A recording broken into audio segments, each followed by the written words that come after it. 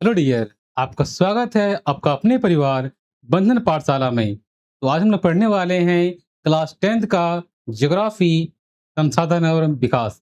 इसके पहले मैंने 2 लेक्चर ले चुका हूं, जिन्होंने भी नहीं देखा है आप प्लीज जाइए और वहां पर जो प्लेलिस्ट होगा प्लेलिस्ट में आपको ज्योग्राफी का आपको मिल जाएगा। ठीक है, मैंने इंट्रोडक्शन दिया था फर्स्ट क्लास में, सेकंड क्लास में दिया था मैंने अब संसाधन के वर्गीकरण को पढ़ाया था। और आज हम लोग पढ़ने वाले हैं next class class class number 3rd। ठीक है, तो आज हम लोग पढ़ेंगे क्या, देखिए आज हम लोग पढ़ने वाले हैं संसाधन का विकास को पढ़ेंगे। इस संसाधनों का विकास कैसे हुआ उसके बारे में जानेंगे। और क्या है सतत पोषणीय विकास, सतत पोषणीय विकास कैसे हुआ वो भी जानेंगे। एजेंडा 21 क्या होता है वो जानेंगे।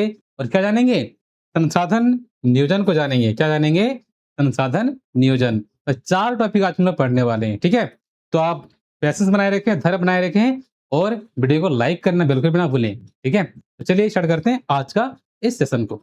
देखिए फर्स्ट तो क्या है कि संसाधनों का विकास, इस संसाधन जो है संसाधन का विकास कैसे हुआ। हम लोगों ने देखा ना कि संसाधन क्या होता है, उसके बारे में जाना हम लोगों ने।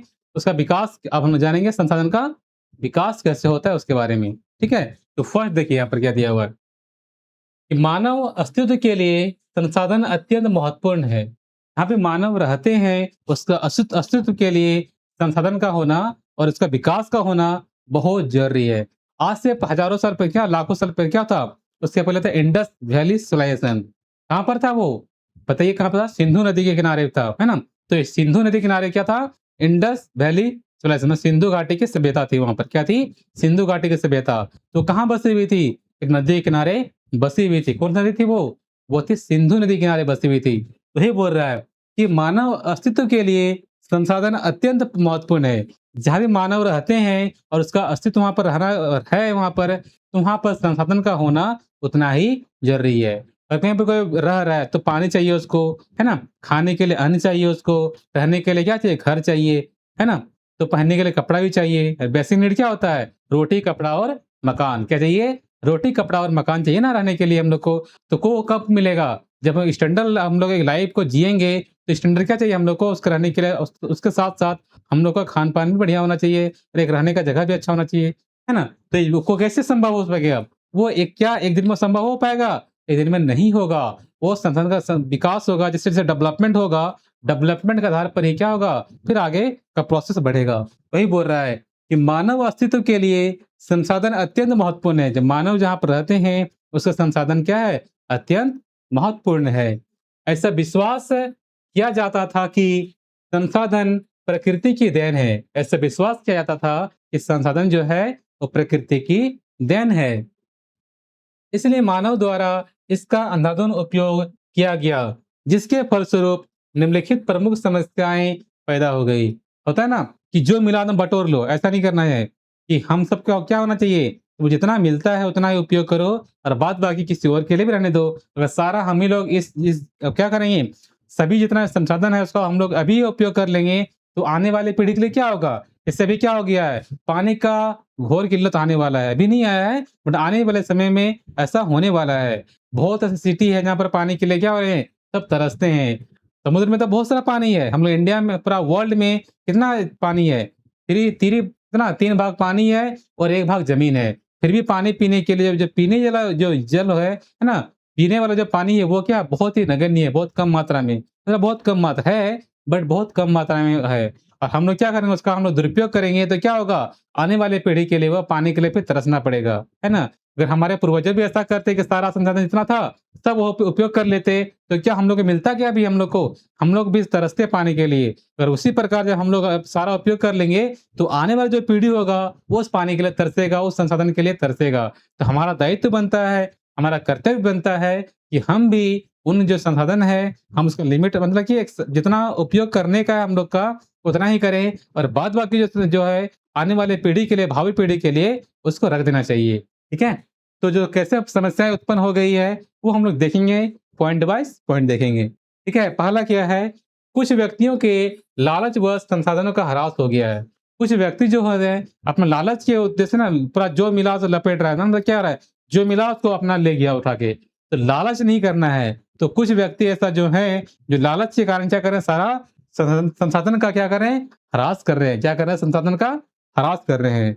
देखिए, दूसरा क्या है? संसाधन समाज के कुछ ही लोग के हाथ में आ गए, इससे समाज 2 हिस्से संसाधन संपन्न एवं संसाधनहीन अर्थात अमीर और गरीब में बाँटा गया। जिसके पास संसाधन जो जितना संसाधन था, उसका अधिक उपयोग कर लिया, तो अमीर हो गया। इसका दोहन पूरा अधिक कर लिया, तो अमीर हो गया। इसका उपयोग जिसके पास संसाधन की कमी हो गया, तो क्या हो गया? वो गरीब हो गया। है ना? जिसके पास रिसोर्स है, जो संसाधन है, सबसे अधिक है, वो क्या हो गया? सबसे अमीर कैटेगरी में आता है। जिसके पास रिसोर्सेज़ की कमी है, संसाधन का कमी है, तो क्या कहलाएगा वो? गरीब में आता है। तो ये बोल रहा है। तो 2 भागों में हमारा समाज है, 2 भागों में बँट गया। किसमें बँट गया है? पहला हो गया गरीब में हो गया, दूसरा क्या हो गया? एक अमीर, एक गरीब, 2 भागों में बँट चुका है ना? तो संसाधन का क्या कर लिया सब? उसका दुरुपयोग किया। देखिए नेक्स्ट क्या है? कि संसाधनों के अंधाधुंध शोषण से वैश्विक परिस्थिति संकट में पैदा हो गया है। जैसे भूमंडलीय तापमान, जितना भी संसाधन है उसका बहुत ज़्यादा ह्रास कर रहा है ना, उसका दोहन कर रहा है, तो क्या हो रहा है? हम लोग का जो धरती है, जो भूमंडलीय तापमान है, वो दिनों-दिन क्या हो रहा है? दिनों-दिन बढ़ रहा है, दिनों-दिन बढ़ रहा है। ओज़ोन परत का अवक्षेप हो रहा है, मतलब ओज़ोन जो लेयर है, ओज़ोन परत का जो है, वो क्या हो रहा है? उसका क्षरण हो रहा है, ओज़ोन परत का क्षरण हो रहा है। पर्यावरण प्रदूषण हो रहा है, जो पर्यावरण जो हमारी एनवायरनमेंट है, पर्यावरण जो है वो प्रदूषित हो रहा है। कैसे हो रहा है? प्रदूषित हो रहा है, पर्यावरण प्रदूषण की ओर बढ़ रहा है। और भूमि निम्नीकरण हो रहा है। कैसे हो रहा है? भूमि निम्नीकरण हो रहा है। भूमि जो है ना, बंजर भूमि, जो भूमि है, बंजर की ओर बढ़ रहा है। जितना फसल उसको उत्पादन होना चाहिए, वो उत्पादन नहीं हो रहा है। और पे क्या करते हैं हम लोग? जहाँ पर अच्छा फसल नहीं होता है, क्या करते हैं? खाद मारते हैं हम लोग। खाद करते हैं ना, तो क्या हो रहा है? बहुत अधिक खाद देने से क्या होता है? जो भूमि है, जो उपजाऊ क्षमता उसका घट जा रहा है। तो क्या हो रहा है? भूमि का निम्नीकरण हो जा रहा है। ठीक है? ये था फर्स्ट पॉइंट। अब दूसरा पॉइंट देखिए यहाँ पर। क्या बोल रहा है? मानव जीवन की गुणवत्ता और वैश्विक शांति के समाज है ना? समाज में संसाधनों का न्याय संगत बँटवारा आवश्यक हो गया है ना? कि समाज को एक अच्छा, हम लोग चाहते हैं कि समाज एक अच्छे भागों में, अच्छी दिशा में चले, सभी के लिए समान हित के लिए हम लोग सोचें, तो क्या करना चाहिए? हम लोग सभी का हित को ध्यान में रखते हुए संसाधन का हम लोग को उपयोग करना चाहिए। ठीक है? देखते हैं नेक्स्ट पॉइंट क्या है? देखिए, ये था हम लोग का, ये क्या था? हमने संसाधन का उपयोग था, ठीक है? ये क्या था? हम लोग क्या देखा? संसाधनों का विकास कैसे हुआ, वो हम लोगों ने देखा यहाँ पर, ठीक है? अब मैं आगे बढ़ता हूँ। देखिए, नेक्स्ट आता है कि सतत पोषणीय विकास। क्या है? सतत पोषणीय विकास है, ठीक है? तो सतत मतलब क्या होता है? मतलब सस्टेनेबल। क्या होता है? सस्टेनेबल मतलब सभी के लिए समान, मतलब सभी को सिर्फ अपने लिए नहीं करना, सभी को ध्यान में रखते हुए करना। तो मतलब क्या? सबके लिए। तो सतत पोषणीय विकास, तो संसाधनों का ऐसा विवेकपूर्ण प्रयोग, ताकि न केवल वर्तमान पीढ़ी की अपितु भावी पीढ़ियों के आवश्यकताओं की भी पूर्ति रहे, है ना? सिर्फ अपने लिए नहीं करना है। जितना भी संसाधन है, सब हम लोग अपने लिए उपयोग कर लिए, और भावी पीढ़ी के लिए इसको अब कुछ बचाए भी नहीं। तो क्या हो जाएगा? आने वाली पीढ़ी के लिए बहुत दिक्कत की समस्या होगा ना। आने वाली पीढ़ी जो है, उसके लिए संसाधन का क्या हो जाएगा? उसको मिलेगा भी नहीं मिलेगा, है ना? तो यही बोल रहा है। बोल रहा है क्या? संसाधनों का ऐसा विवेकपूर्ण प्रयोग, ताकि न केवल वर्तमान पीढ़ी की अपितु भावी पीढ़ियों की आवश्यकताओं की भी पूर्ति रहे। सतत पोषणीय विकास कहलाता है। क्या कहलाता है वो? सतत पोषणीय विकास कहलाता है ना? इससे हम लोग अपना भी उपयोग कर रहा है, और आने वाले पीढ़ी के लिए भी उसका विकास करने के लिए छोड़ देना है। जो भी संसाधन है उसको आने वाले पीढ़ी के लिए भी इसको छोड़ देना है ना? तो ताकि क्या हो रहा है? आने वाली पीढ़ी के वो उस संसाधन का उपयोग कर पाए, है ना? तो इसी को क्या बोलते हैं? उसी को बोलते हैं सतत पोषणीय विकास बोलते हैं। क्या बोलते हैं? सतत पोषणीय विकास कहा जाता है। ठीक है? चलिए नेक्स्ट पॉइंट देखिए। देखिए, जो सतत पोषणीय विकास है, उसी को ध्यान में रखते हुए क्या हुआ? री डी जेनेरियो। क्या था? री डी जेनेरियो में एक सम्मेलन हुआ। इसको हम लोग क्या बोलते हैं? री डी जेनेरियो को हम लोग बोलते हैं, क्या बोलते हैं? अर्थ समिट बोलते हैं, मतलब पृथ्वी सम्मेलन बोलते हैं। वो कहाँ हुआ था? अर्थ समिट और पृथ्वी सम्मेलन हुआ था री डी जेनेरियो। कहाँ पर है वो? वो ब्राज़ील में है। कहाँ पर है? ब्राज़ील में। देखिए ब्राज़ील कहाँ पर है? देखिए,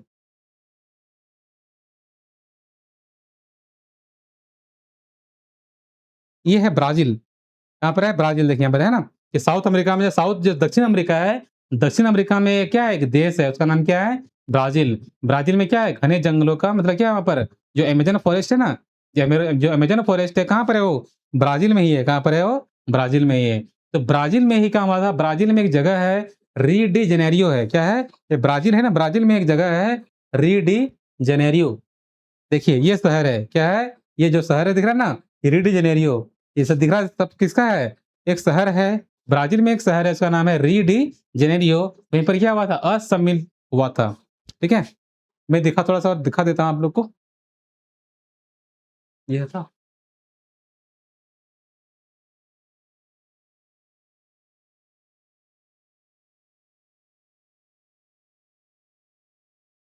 देखिए, तो यही जो शहर है कहाँ पर है? ब्राज़ील में ही एक शहर है, री डी जेनेरियो। ठीक है?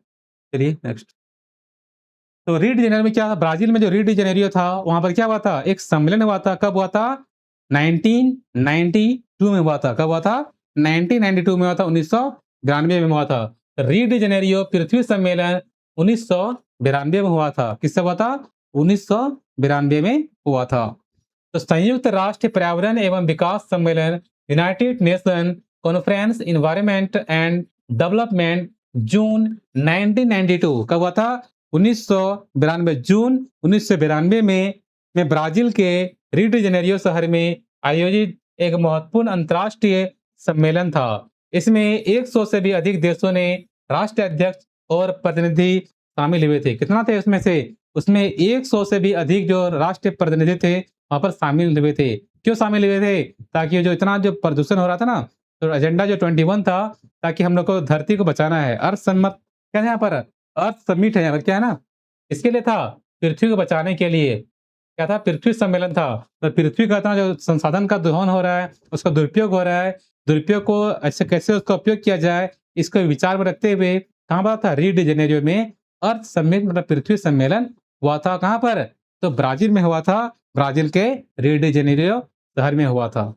ठीक है? उसका उद्देश्य क्या था? उसका जो जो ब्राज़ील में जो हुआ था, जो अर्थ समिट हुआ था, पृथ्वी सम्मेलन जो हुआ था, उसका उद्देश्य क्या था? उसका उद्देश्य था कि पर्यावरण संरक्षण की समस्याओं का समाधान खोजना। क्या था उद्देश्य था? क्वेश्चन आपका आएगा कि बताओ, क्या री डी जेनेरियो ब्राज़ील में जो हुआ था, अर्थ समिट हुआ था, उसका उद्देश्य क्या था? उद्देश्य क्या था? तो पर्यावरण संरक्षण की समस्याओं का समाधान खोजना। दूसरा क्या था? आर्थिक और सामाजिक विकास का पर्यावरण के साथ संतुलन करना। तो आर्थिक और सामाजिक विकास को पर्यावरण के साथ संतुलित करना, ये दूसरा उद्देश्य था। तीसरा उद्देश्य क्या था? सतत मतलब था, सतत था। सतत विकास को बढ़ावा देना, मतलब कि सस्टेनेबल जो था ना, कि सतत में सबका विकास करना, सिर्फ एक को विकास नहीं करना, सबका विकास करना। जो ग्लोबल है ना, जो था कि सस्टेनेबल विकास को बढ़ावा देना, जो सबका जो सबके लिए विकास हो, उस विकास को बढ़ावा देने के लिए भी वहाँ पर अर्थ समिट किया गया था। कहाँ पर किया गया था? तो ब्राज़ील में हुआ था। कहाँ पर हुआ था? ब्राज़ील का ऑब्जेक्टिव क्वेश्चन बनेगा कि बताओ कि जो अर्थ समिट हुआ था, पृथ्वी सम्मेलन जो हुआ था, कब हुआ था? तो कब हुआ था? जून 1992 हुआ था। तो जो जो री डी जेनेरियो है, तो किस शहर में है? किस शहर में, किस देश में है? वो ब्राज़ील में है। कहाँ पर है? ब्राज़ील में है। ये आपका ऑब्जेक्टिव क्वेश्चन बनेगा, ठीक है? तो हम लोग देखेंगे उसको भी। तो पहले देखिए क्या है, प्रमुख निर्णय जो जहाँ पर ब्राज़ील में जो समिट हुआ, अर्थ समिट जो हुआ था री डी जेनेरियो ब्राज़ील में, उसका क्या था? उद्देश्य देखा हम लोगों ने।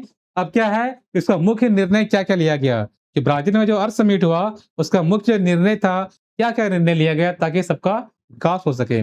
तो पहला क्या था कि पर्यावरण परिवर्तन पर सहयोग बढ़ाने का निर्णय लिया गया, कि जो जलवायु है ना, जलवायु जो परिवर्तन हो रहा है, जलवायु जो परिवर्तन हो रहा है, जलवायु परिवर्तन को सहयोग बढ़ाना, कि हम लोग को क्या करना चाहिए कि प्रकृति जितना भी जो है ना, कि CO2 जैसे कार्बन डाइऑक्साइड हो गया, क्या हो गया? CO2 है ना? तो क्या हो गया? क्लोरो फ्लोरोकार्बन, CFC जो कार्बन होता है, क्लोरो फ्लोरोकार्बन, ये इसके अब क्या होता है? ये जो मात्रा होता है ना, ये कहाँ से निकलता है? फ्रिज हो गया, रेफ्रिजरेटर हो गया, वहाँ से निकलता है। क्या निकलता है? क्लोरो फ्लोरोकार्बन निकलता है। ये जो कार्बन निकल रहा है, इससे क्या हो रहा है? जो वायुमंडल पे जा रहा है, तो ओज़ोन परत जो होता है, उसका क्या कर रहा है? उसका क्षय कर रहा है। मतलब उसका उसका जो ओज़ोन परत, उसका जो परत होता है ना, उस परत को धीरे-धीरे काट रहा है वो। उसका क्या छेद कर रहा है वो, है ना? तो ये जो ये था, CO2 हो गया, फिर क्या हो गया? क्लोरोफ्लोरोकार्बन हो गया। तो क्या ये बोल रहा है कि जलवायु परिवर्तन पर सहयोग बढ़ाने का निर्णय ले गया, कि जलवायु परिवर्तन हो रहा है, उसको सहयोग बढ़ाना है। जलवायु को क्या करना है? उसको उसको क्या करना है? उसको क्या जो हमारा पर्यावरण है, उस पर्यावरण को संतुलित करना है। ये नहीं कि उसका हम दुरुपयोग कर रहे हैं, अधिक से अधिक उपयोग कर रहे हैं। क्या कर रहे हैं? उसका जो वायुमंडल जो परत है, उस परत को क्या कर रहे हैं? क्षय कर रहे हैं। उस परत को क्षय नहीं करना हम लोग को, उस परत को क्या करना है? उस परत को हम लोग बचाना है हम लोग को। फिर क्या था? जैव विविधता। क्या था? जैव विविधता संरक्षण पर जोर दिया। है ना? कि जो बायोडायवर्सिटी है, उसका संरक्षण हम लोग कैसे करना है, उस पर भी जोर दिया गया। ठीक है? जो थर्ड पॉइंट था कि फॉरेस्ट प्रिंसिपल। क्या था? फॉरेस्ट प्रिंसिपल था, मतलब वन क्या था? वन सिद्धांत था, तो स्वीकार किया गया। ये सबसे पहले क्या है, हम लोग जो जंगल है, जंगल का संरक्षण करना है। जंगल में पेड़ है, पेड़ को काटना नहीं है, पेड़ का संरक्षण करना है। पेड़ जितना अधिक पेड़ रहेगा, तो क्या होगा? हम लोग को ऑक्सीजन उतना अधिक मिलेगा, है ना? तो वो ऑक्सीजन को बनाए रखना है। ये नहीं कि हम पूरा पूरा पेड़ को काट रहे हैं, तो क्या होगा? पेड़ को काटने पर क्या होगा? ऑक्सीजन की कमी हो जाएगा।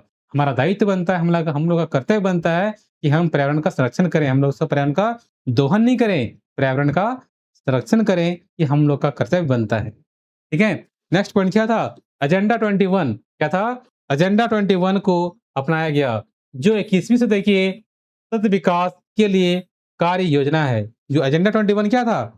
जो एजेंडा 21 था, मतलब क्या था? एजेंडा 21 मतलब कि एजेंडा जो 21 था, उसको अपनाया गया था। क्यों अपनाया गया था? जो 21वीं सदी में सतत पोषणी मतलब सतत विकास के लिए कार्य योजना था, उसको किया गया। हम जानते हैं कि एजेंडा 21 है क्या? देखिए, ये था एजेंडा 21। दिख रहा है आपको एजेंडा 21?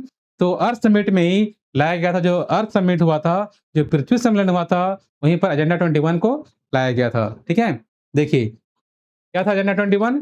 तो 1992 में ब्राजील के शहर री डी जेनेरियो में संयुक्त राष्ट्र पर्यावरण और विकास सम्मेलन के तत्वावधान में राष्ट्रीय अध्यक्षों ने एजेंडा 21 पारित किया। क्या था? एजेंडा 21 को पारित किया गया। कहाँ पारित किया गया था? क्वेश्चन बनेगा कि एजेंडा 21 है, वो कहाँ पारित किया गया था? किस सम्मेलन में पारित किया गया था? तो अर्थ सम्मेलन मतलब पृथ्वी सम्मेलन में इसको पारित किया गया था। कहाँ पर? तो री डी जेनेरियो, ब्राजील में इसको पारित किया गया था। इसका उद्देश्य क्या था? जो एजेंडा 21 है, इसका उद्देश्य क्या था? इसका उद्देश्य था कि जिसका उद्देश्य समान हितों, पारस्परिक आवश्यकताओं एवं सम्मिलित जिम्मेदारियों के अनुसार विश्व सहयोग के द्वारा पर्यावरण क्षति, गरीबी और रोगों से निपटाना, है ना? इसका उद्देश्य क्या था? कि सभी का उद्देश्य था समान हित, मतलब सभी का हित चाहना, सभी का हित चाहना। ठीक है? पारस्परिक आवश्यकताओं एवं सम्मिलित जिम्मेवारियों के अनुसार विश्व सहयोग के द्वारा पर्यावरण क्षति, गरीबी और रोगों से निपटाना है ना? कैसे निपटाना है, उसके बारे में। जो पर्यावरण हो गया, गरीबी हो गया, जितना भी प्रॉब्लम है, उस प्रॉब्लम को क्या करना, उसको दूर करने का विचार किया गया था। उसको निपटाना है उसको वहां पर।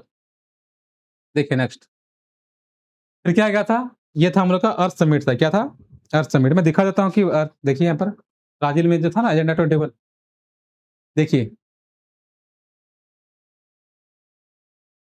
ये था एजेंडा 21। उसमें क्या किया गया था? देखिए, एजेंडा 21 1992 में पर्यावरण और विकास पर संयुक्त राष्ट्र सम्मेलन में विश्व नेताओं के द्वारा हस्ताक्षरित घोषणा है, जो ब्राजील के री डी जेनेरियो में हुई थी। कहाँ पे थे? Rio de Janeiro. ठीक है? री डी जेनेरियो बोलो। तो इसका उद्देश्य वैश्विक संसाधनीय क्या था?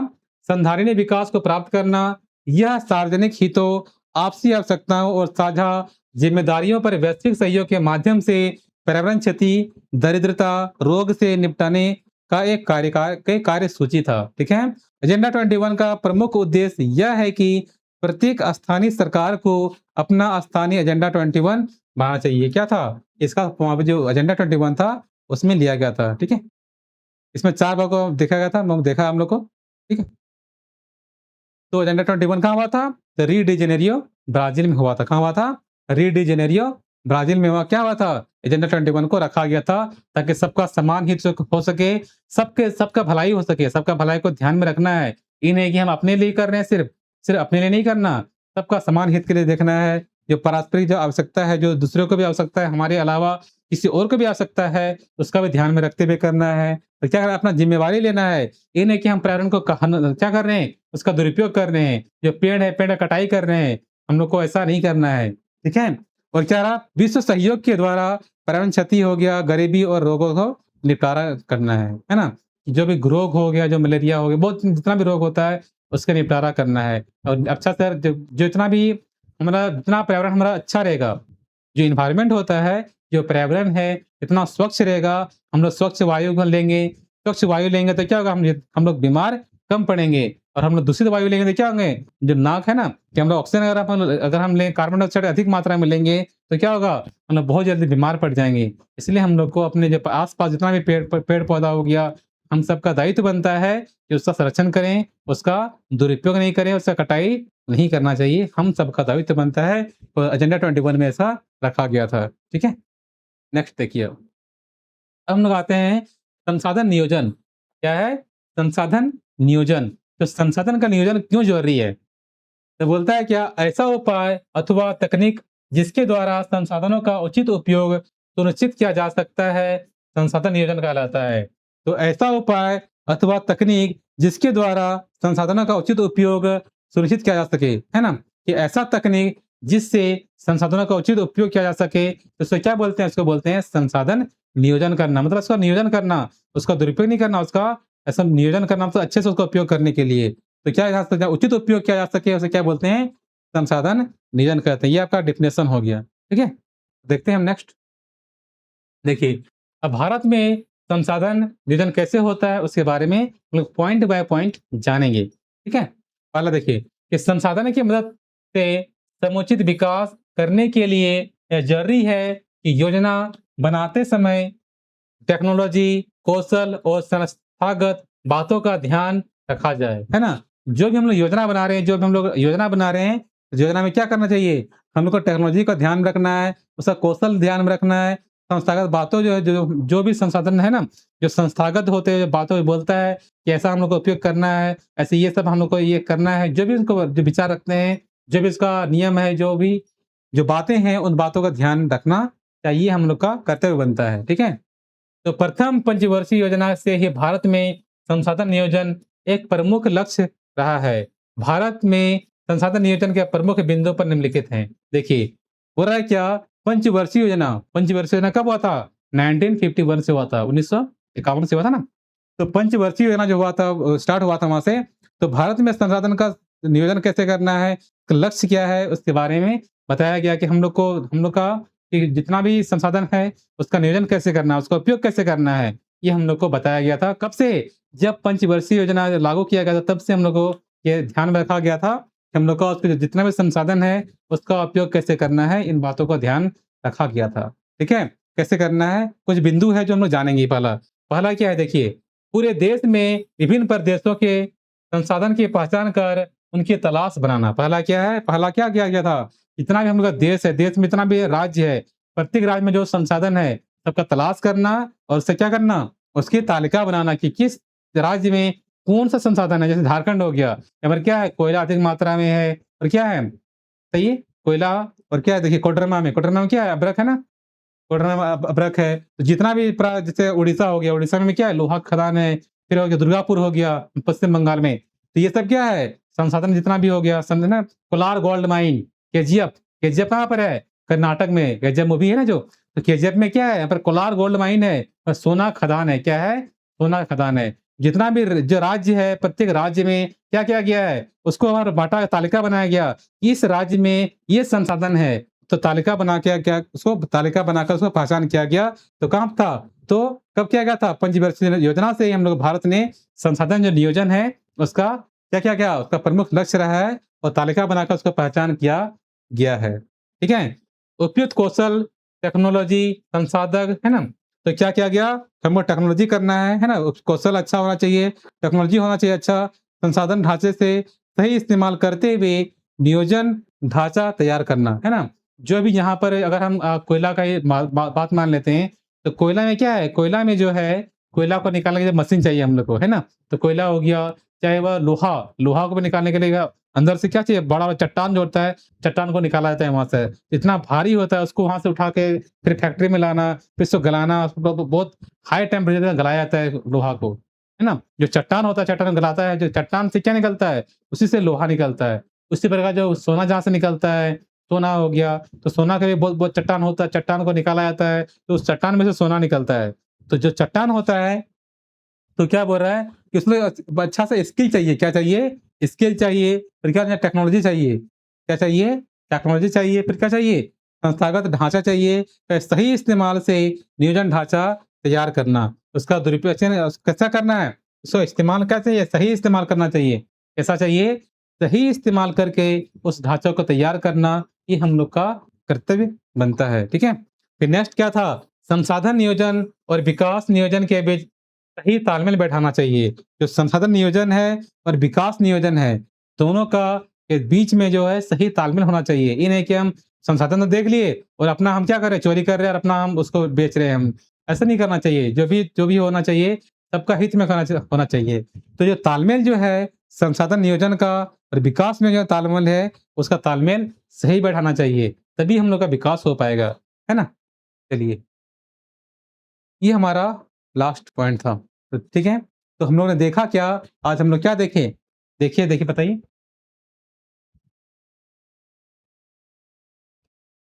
देखिए, आज हमने देखा क्या संसाधन का विकास कैसे होता है, उसके बारे में जाना। उन जो पॉइंट था, उन पॉइंट को हम लोग काफ़ी बेहतरीन तरीके से हम लोग जाना।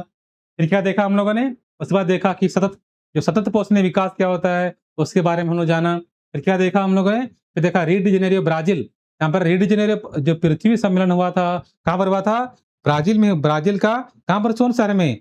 ब्राज़ील का री डी जेनेरियो शहर में हुआ था। कब हुआ था? 1992 में हुआ था। वो हम लोगों ने जाना। ठीक है? फिर क्या जाना हम लोगों ने? देखिए,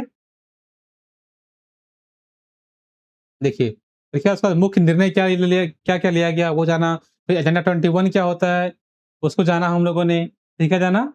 फिर देखो सतत नियोजन क्या होता है, कि संसाधन नियोजन क्या होता है, उसके बारे में जाना हम लोगों ने। फिर क्या जाना बताइए? फिर भारत में नियोजन संसाधन जब नियोजन होता है, भारत में संसाधन नियोजन कैसे होता है, उसके बारे में हम लोगों ने जाना। ये जो पॉइंट था मैंने आपको बताया, ये था क्या कैसे होता है, ठीक है? अब इसके बाद हम लोग जो आता है, फिर हम नेक्स्ट जो आएगा, तो हम लोग जानेंगे नेक्स्ट क्लास में, हम लोग क्या होता है कि जैसे भूमि भूमि होता है ना, तो मिट्टी कितना प्रकार का होता है, वो सब जानेंगे हम लोग नेक्स्ट वीडियो में। तो आज के लिए इतना ही, तो मिलता हूँ नेक्स्ट वीडियो में। आज के लिए be take care and bye bye. Thank you.